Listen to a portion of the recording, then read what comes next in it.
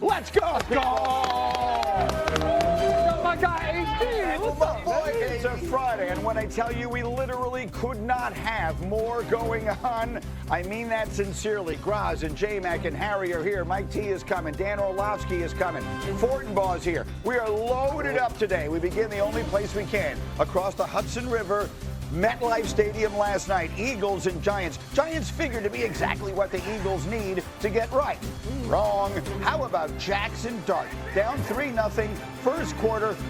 J-Mac, you were there, electrifying the crowd. You can't get this guy on the ground. Did you see that move on Zach Ball? Ooh-wee. Jaxson Dart electrifying the crowd last night. Single-handedly breathing life into the organization. Harry, look at him keeping the play alive on the next drive. You buy time. Keep your eyes downfield. You find a wide-open Wan'Dale Robinson, and just like that, whoop! Shout out to Chris Berman. Touchdown, Giants. 35-yard score, 13-3 after a missed extra point. It's 13-10 in the second quarter, and then came the tush-push portion of this game. They ran 4 consecutive tush-pushes. I'm sorry, it's an abomination. I hope that wherever you went off and got yourself some food or whatever it is. Anyway, what we showed you was third down. Now here's fourth down. They're clearly jumped before the ball is snapped. No one cares. Brian Daboll's all upset about it. Next play is first and goal. That one is stopped short. Daboll's still yelling at everybody. 4th consecutive tush push. They finally score a touchdown. Dan. Fly, Eagles, fly. Yeah. Push. Anyway, it's 20-17 Giants at halftime. Third quarter, it's still 20-17, and then things start to get away. Devontae Smith, Harry is wide open. This is a huge miss by Jalen Hurts. This is an opportunity in where this play, if it's completed, it's a walk-in touchdown, and it kind of changed the trajectory of this entire ball game. You've got to make this play if you're Jalen Hurts. It did change the game, because if the first half belonged to Jaxson Dart, Dan, who did the second half belong to? Scatterboo! Scatterboo. Look at him. That's Zach Bond, guys. All-pro linebacker that he just takes down. Scatterboo, and then the very next play, Scatterboo, he takes it in, and no one celebrates quite like Cam Scatterboo. By the way, watch Jaxson Dart. He's looking for the call. He gets it. He high-fives the referee.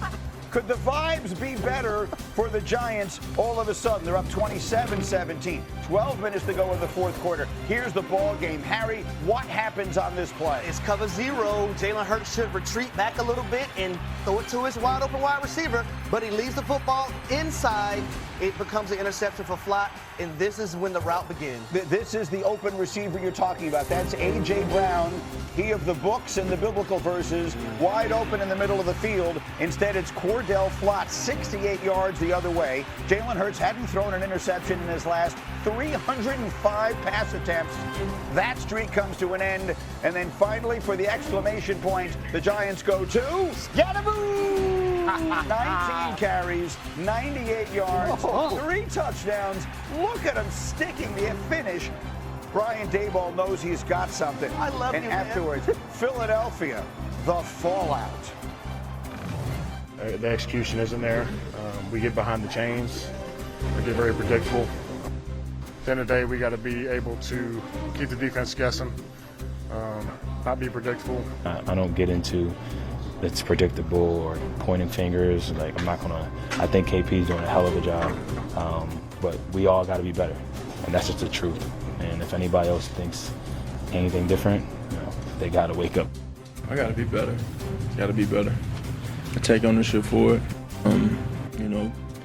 A lot of autonomy, a lot of opportunity there with the ball in my hands, and given those situations, I have to be wiser and more detailed with it. You had this meeting this past week with Saquon and Jalen. What was behind that? I don't recall a meeting. Oh, okay. The meeting never happened. Yeah, I don't know what you're talking about. Those guys said it did happen. Oh, well, you ain't talked to them. You weren't in the meeting? I don't recall. Or you don't want to? I don't recall. Okay. So we got plenty of time to talk about this. Put your feet up, people. There's a lot to unpack here. So the Philadelphia Eagles in the last 5 days went from 4-0 and everything is fine to 4-2, and now we can't even get on the same page as to whether or not their three biggest offensive stars had a meeting. Dan, how do we explain this? Well, everything was not fine. Right. They were 4-0. The offense was a mess, and we were talking about it and being told, but it's okay, they're 4-0. But there are serious issues to fix on this offense. Now, the question is, does this become 2023 when they started 10-1 and then fell apart at the end, never got the offense figured out? Or does this become 2024 where around this time last year, they were at a little bit of a slow start. They had this meeting with the offensive coordinator, Kellen Moore, who's now head coach of the Saints. And the idea was, our offensive line's playing great. So let's just open some holes for Saquon Barkley and let him run 70 yards for a touchdown. Great plan. Problem is, now the offensive line's not playing great, and it's banged up, and Saquon's not playing like he was last year. So you have a team that doesn't have a great deal of confidence in its passing game, and there were some examples in those highlights as to why they might not. Right. And now they don't have any confidence in their run game either. So, unless you're going to just get 2.5 yards on every tush push and you can just keep getting first downs, I'm not sure what foundationally there is. They can adjust their scheme and they can figure some things out, but they don't really have a foundational identity for the offense right now, and that's why it's hard for me to see what the fix is. Yeah, and Deep Woods said it on Monday when I said, have the Eagles lost their identity? He said, you can't lose something you never had. This season, they haven't had one. You were right. Last year, it was obvious what it was. And this year, it looks like they're trying to do a variety of things. As I turn it to you, Harry, to ask you the question, I promised you a statistic that would show you it's even worse than you think. A17. The Philadelphia Eagles scored 0 points in the second half last night, which for them is sort of par for the course. These are their season-long numbers. They are dead last in points per drive, in scoring rate, and in punting rate in the second halves of games. Dead worst in the entire NFL. Harry, you played offense. You played on some really good offenses. This team should have a really good offense. They have a really good quarterback. They have two really good receivers. They have one of the best running backs we've ever seen, and they have an offensive line that, even if not playing at its level, is still above average at minimum. So why is this offense so bad? Greeny, it's a variety of things. And number one, I'm going to say not committed to the run game. And we've seen that come up the last two ball games. Versus Denver, Saquon Barkley only has 6 rushes. Yesterday in the first half, he has 8 carries for 56 yards. He finished the game with 12 carries and 58 yards. They ran the football 15 times in the first half and 5 times in the second half. So that tells me you're not committed to the run. Now, I get it. You may have offensive linemen hurt here and there. But still, you have to be committed to the run game. That's the bread and butter when it comes to this football team. That allowed them to win last year. And I get it. It's not as I would say, positive as you would want it to be. Right. But you have to run the football. Secondly, if you want to beat the Philadelphia Eagles offensively, you have first and second down production on defense.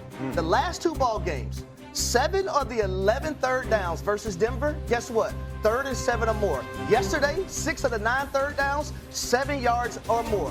They struggle to pick up third downs when it's this down and distance, 3rd and 7 or more.